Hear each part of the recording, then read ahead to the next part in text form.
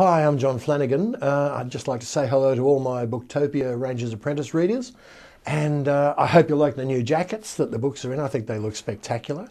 Most of the people I've spoken to agree. In fact, all of the people I've spoken to agree. And you may know Book 9 is now available. That's HALT'S Peril.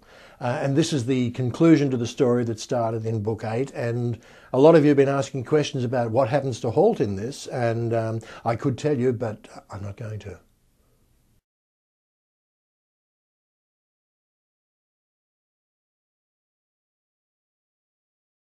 Well, Book 9, of course, is the continuation of the story, or the completion of the story that began in Book 8.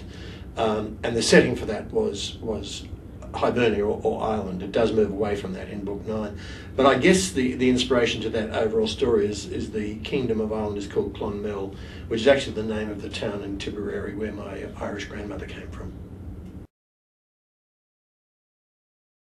One of the things I like about research is that I tend to do it as a pleasure, so that there are things that I'll see that I'll pick up on and think, oh, that's an interesting idea.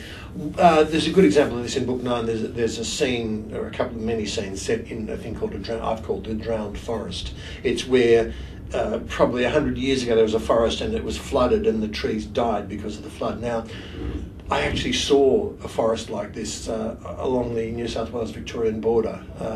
The trees are gum trees and they're probably 4 feet deep in water and they're all grey. There's no trace of live growth left on them, just these grey ranks of grey empty trees. And I thought, what a dramatic thing. So I included that in Book 9.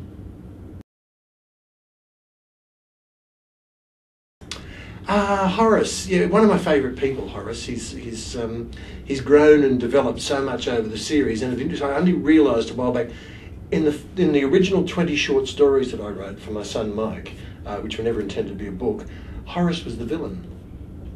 And he was a bully, and he and Will fought a duel with practice weapons.